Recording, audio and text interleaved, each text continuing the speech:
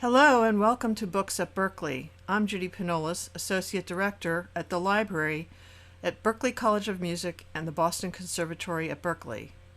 We're welcoming today Dr. Victor Wallis, who's going to be talking to us about his book, Socialist Practice, Histories and Theories. Dr. Victor Wallis has had an academic career in political science as former Associate Professor of Political Science at Indiana University, Purdue University at Indianapolis.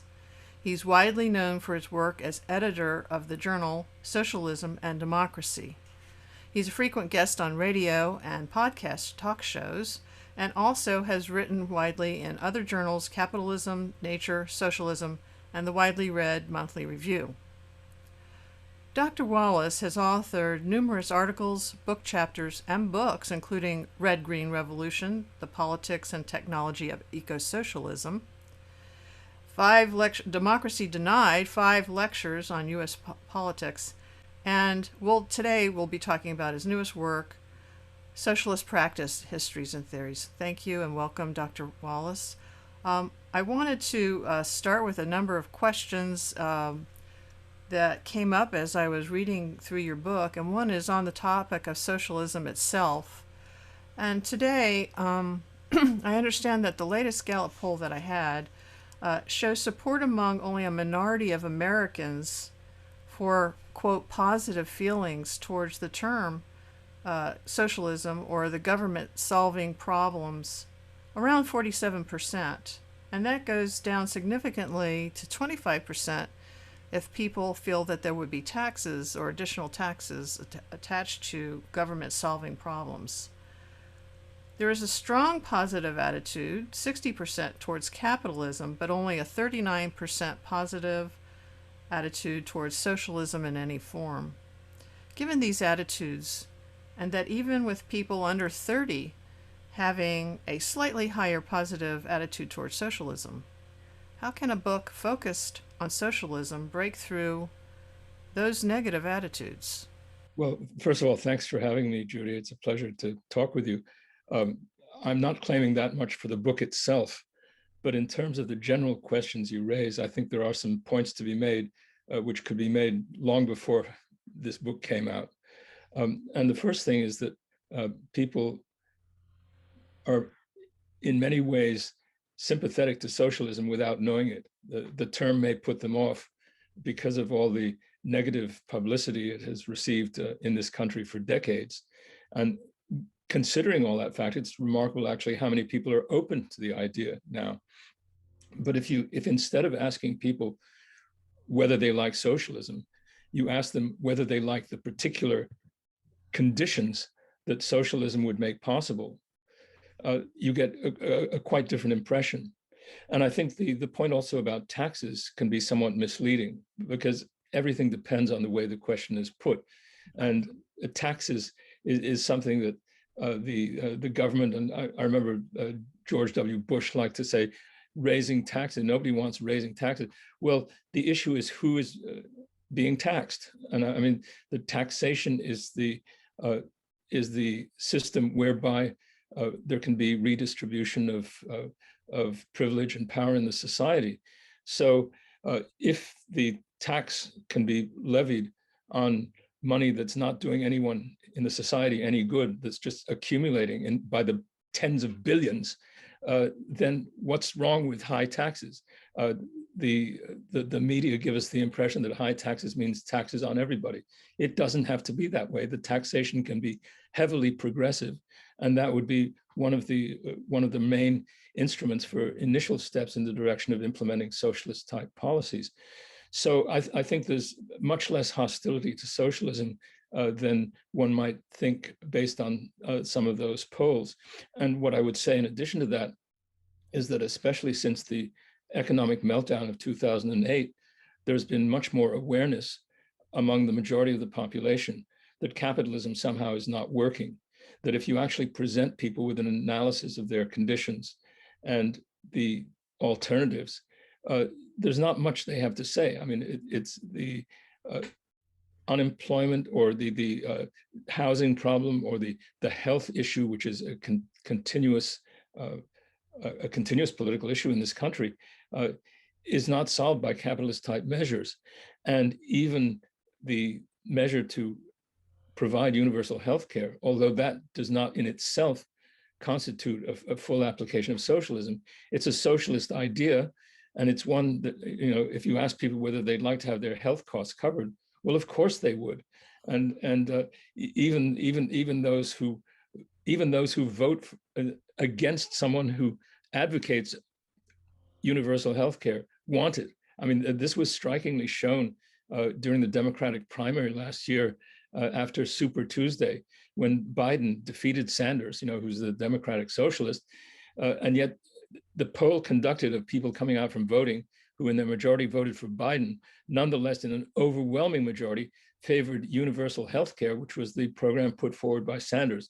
So there's a lot of disconnect in terms of people's attitudes on these questions. There certainly does seem to be a misunderstanding of what socialism is. And in this book, you give a bit of a history of socialism. And one of the things, I guess, that comes up is this issue of the power of the worker. And in some of the societies that have tried to do this, there are people who say this has failed, this has not failed. There's different arguments about that.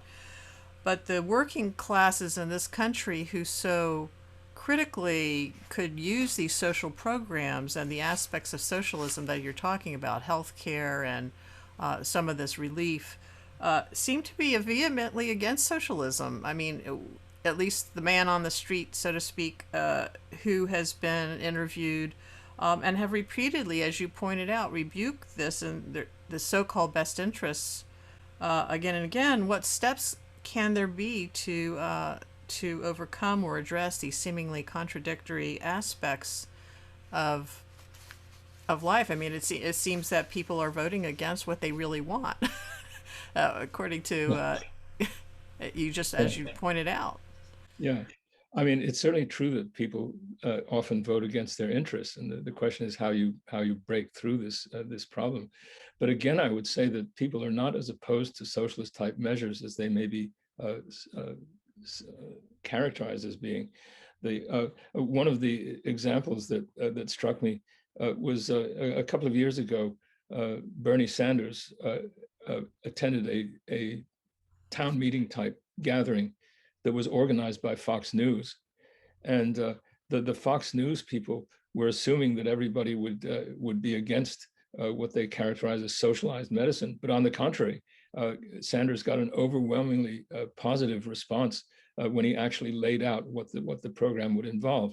So a lot of the issue depends on how the question is presented, on the opportunities that are given for people to get access to the masses. There's an extraordinary amount of misinformation. But in terms of the working class as a whole, I think it's first of all important to distinguish between the union bureaucracies on the one hand and just ordinary people on the other hand. Here we're talking primarily about the attitudes of ordinary people, what they need and what they want.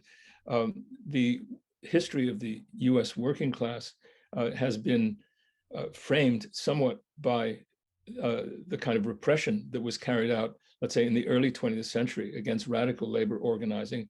And then initially, there were the craft unions that developed, which were very exclusive. And then finally, in the 1930s, you had a massive unionization under the CIO, the Congress of Industrial Organizations, in which there were definitely radical elements, including communists, involved in that process. And it did create a more favorable climate for progressive social policies. But then after World War II, not just after, but especially after World War II, there was a terrific repressive drive in the country. And the unions themselves had partly all along been, let's say, complicit or sharing in a kind of general culture of what's known as business unionism, competing against one another to defend the particular interests of their workers, as opposed to thinking in terms of a political movement that could transform the society. I mean, the tradition in Europe earlier for working class organizing is that it had been under the sponsorship or under the leadership of people who believed in a different form of society, who believed in socialism, in fact. Whereas in the US, that was never sort of really on the table for most of the unions. And instead, they were competing against each other. And it's very ironic that in terms of the continuing debate about healthcare, that when a national healthcare program was proposed, let's say in the 40s under President Truman, the unions were not interested. Each union had, in a sense, carved out its bailiwick, had carved out certain concessions for its own members, and they were competing with one another. And you have some of that same argument left over, even in the more recent campaigns, where unions say you don't want to give up the program you already have. And so this kind of competitive culture has been, let's say, carried down into the union movement from the wider culture. And so it's a whole cultural issue that has prevented people from recognizing that the rational approach to healthcare is one that takes in everybody and averages it all out. And I think people are coming to understand that, and Sanders has played an important role in making that clear to people. But it's extraordinary the degree to which the leadership of the Democratic Party, not to mention the Republican Party, has resisted that and has fought against it. So because the leadership of the Democratic Party, as much as the Republican Party, represents corporate interests and does not want to see the kind of example that this would give of how people can benefit when policy is made in the interest of everybody. Well, I know that certain politicians have said, I am a capitalist, not a socialist, in the most recent period, because it's been such a smear towards some people that they feel they politically can't accept that label, even if they are for programs that appear to have elements of socialist thinking in it. Some people have compared President Biden's policies that he's trying to implement with the socialist practices of FDR, or going back to that era type programs. How do those types of programs really fit into the idea of socialism?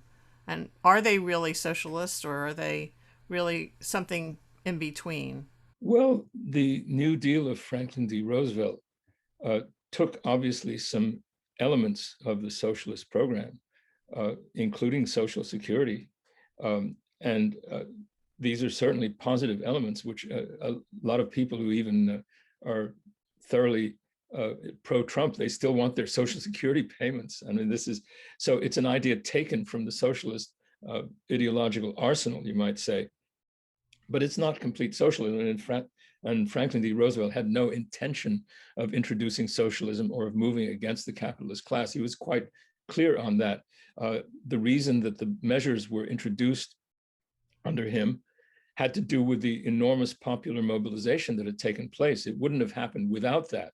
So, because in the early years of the Depression, the early 1930s, when Roosevelt came into office, there were huge demonstrations of the unemployed, and the communists and the socialists were gaining strength. They had to do something in order not to have the whole vast majority go over to different and anti-capitalist ideologies. So they tried to show that that capitalism can work for you.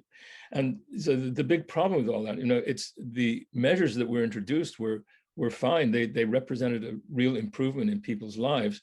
But since the configuration of power, since the structure of power was not changed, as soon as the popular mobilization waned, they started picking away at all the gains and undoing things. So you had welfare introduced under the New Deal, which gradually got picked away and largely destroyed during the Clinton administration. You had all kinds of regulation on speculation that were introduced. That was also undone, again, not by Republicans, but by the Clinton administration. So bit by bit, the gains that will be made under pressure of popular movements inspired by socialist ideals will be stripped away from them if they don't effectuate a shift in the structure of power. How can that structure of power coincide with the constitutional guarantees in the United States? How would that structure of power coalesce within the structure we have of our government or conflict within the structure of our government?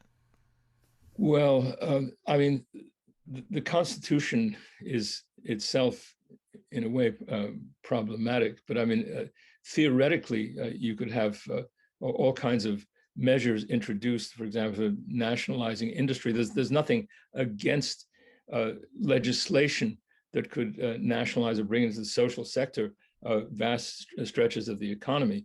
But there are all kinds of obstacles in the way the institutions have developed, not just because of the Constitution, but because of the ways they've unfolded independently of that. So the political parties, for example, political parties were not foreseen in the Constitution, but they've developed as an important instrument of control. And similarly, you can say that the mass media, as it has developed, some people call it the fourth branch of government, rightly so, because it's the transmission belt between the citizens and the government.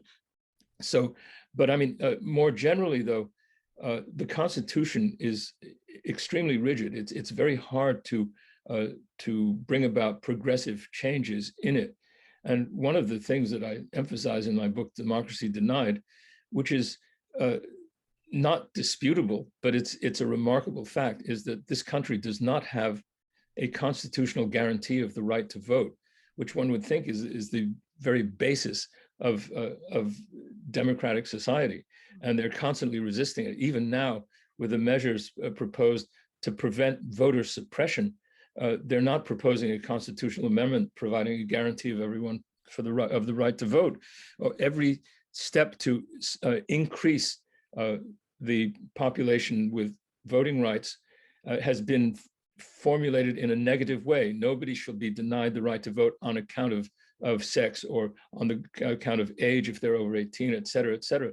But that doesn't preclude preventing them from voting by other methods. And that's exactly what we're seeing now, which is an extraordinary testament to the basic undemocratic nature of the structures that are governing us, and that they're using a democratic facade, which is becoming increasingly challenged in a way, because to the extent that people use it and threaten to get measures that would actually bring about redistribution and positive change, they're being excluded from the opportunity to do that. And of course, it's a struggle that takes place on many fronts. And there are obviously people in the middle ground who say, well, we should facilitate people's right to vote, but have some other obstacles to putting through the policies that they actually need. It's a complex thing. I'm not saying it's just a matter of the right to vote, but I do think that the issue of the right to vote is indicative. And the fact that it's not a constitutional guarantee with all kinds of facilitation for everybody to vote is quite indicative. And it's becoming more and more important as the system itself becomes increasingly incapable of satisfying people's needs and increasingly incapable of responding to the really extreme environmental emergency, which requires really drastic changes of economic priorities that cannot be made within the capitalist system. I wanted to follow up with that about the ecological priorities, because the urgent and pressing issue of our day, I think, is certainly the ecological disaster looming right in front of us as we edge further and further to the precipice of this chasm.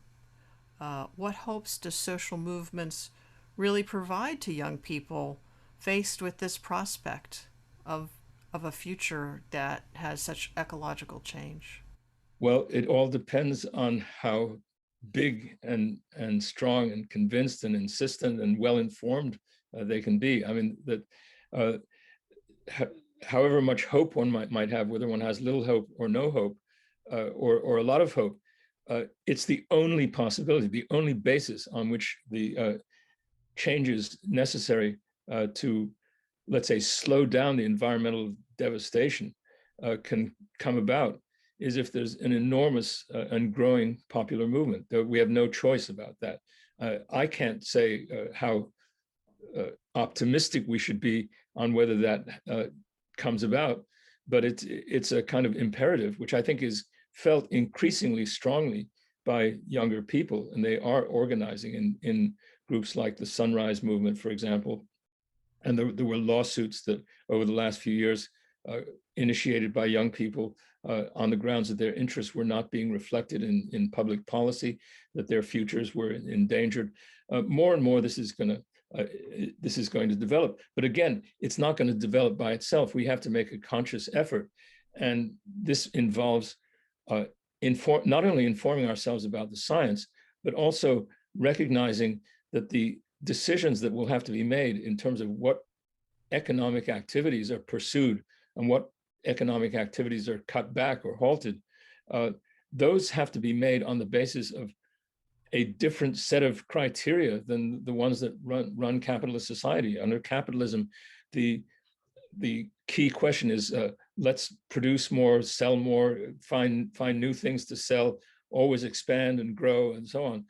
Whereas the issue in terms of the environment has to be how do we recreate to the degree possible a stable environmental infrastructure where, for example, you get away from these vast farms that deplete the moisture and rely on pesticides and deplete the soil.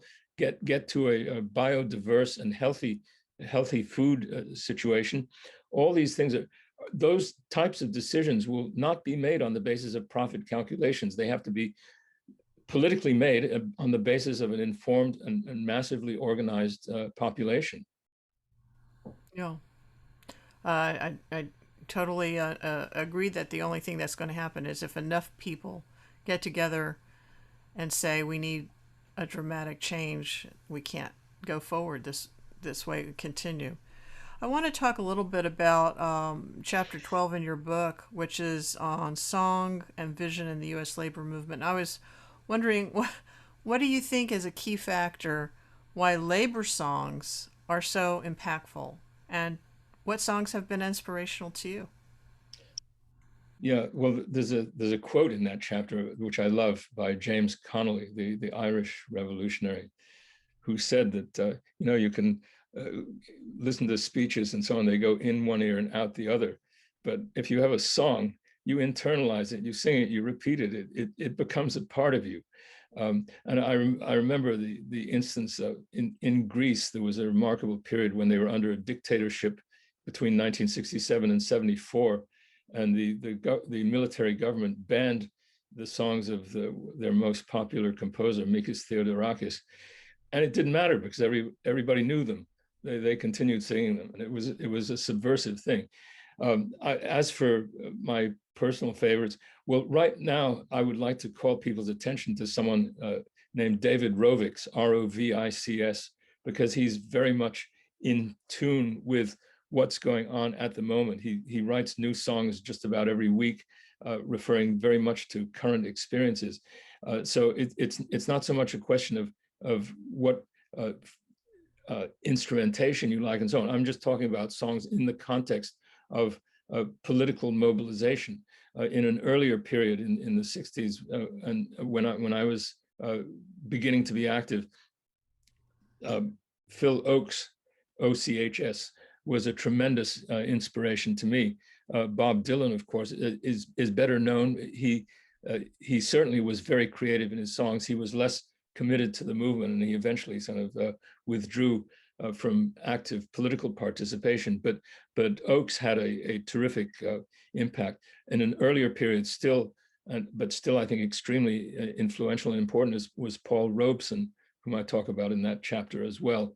Paul Robeson. So people should check him out. You may hear of him in your music courses, but he's worth knowing, not only for the quality of his singing and the range of his repertoire, but also for his initiative in going everywhere and finding the people who needed that kind of inspiration, like the Welsh miners, notably. That was one of his most famous encounters.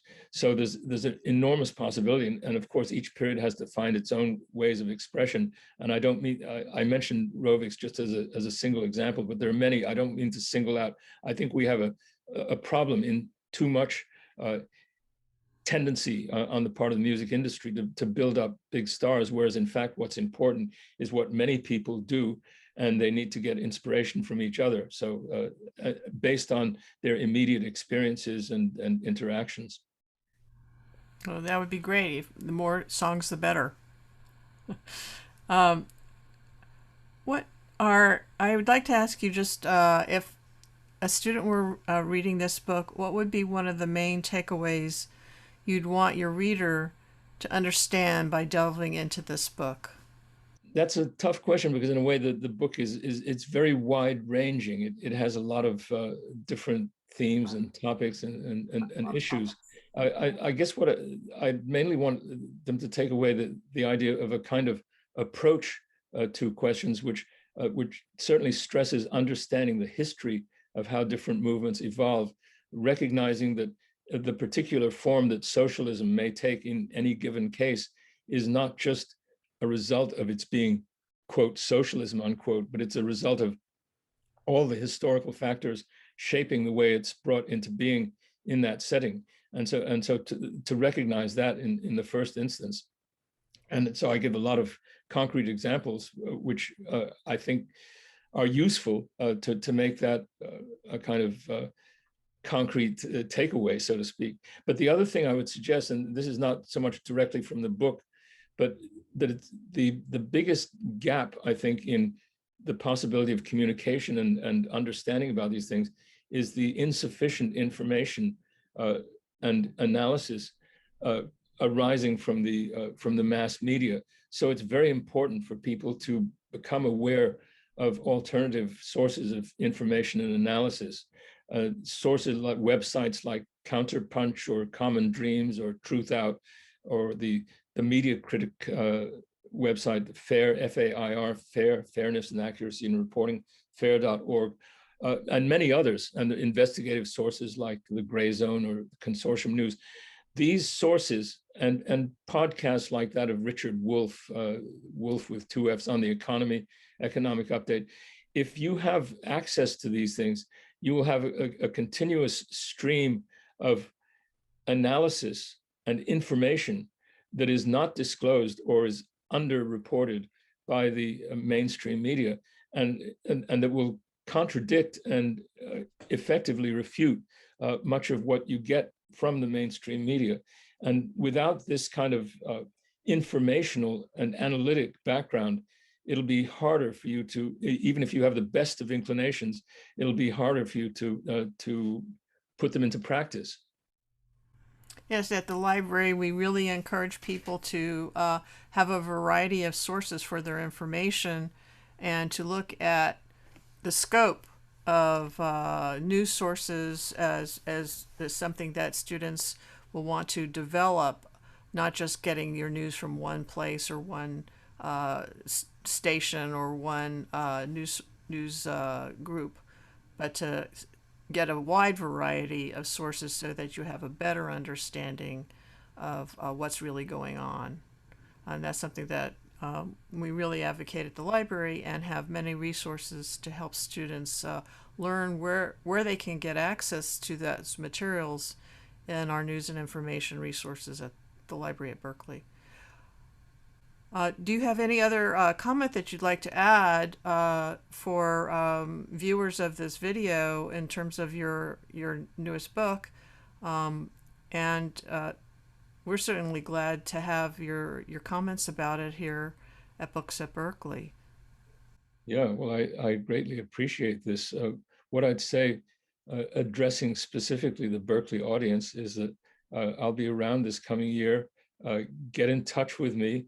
And I encourage, I think what has been attempted from time to time, but has never taken root at Berklee, is a student organization that is committed to building on these kinds of insights and drawing people in. It's absolutely crucial that the insights, the whole is greater than the sum of the parts. Lots of individuals having these thoughts doesn't make much of an impact. But if the same number of individuals get together into a group, then they can have an impact, and they can have an impact not only directly, let's say in the long run, perhaps on policy, but even in the more immediate run. What you get as a group is you constitute what I consider like a pole of attraction. You draw people in. People talk about what the group is doing, and you get a diversity of people coming into it, and they in turn to the extent that they become convinced of the importance of what they're doing, they bring in more people. It grows. I mean, that's the only way that we're going to be able to address the problems that really affect all of us. And I know that it's very hard to do it. It's hard to sustain. There are so many conflicting demands on people's time, but this is absolutely essential. What it involves is essentially building a community. And we have to think of it not only in terms of the tasks that have to be undertaken, but also in terms of the pleasure that we get from being together, working together with other people who share our perspectives. And it can certainly be integrated into your musical activities as well. Okay, that's really terrific.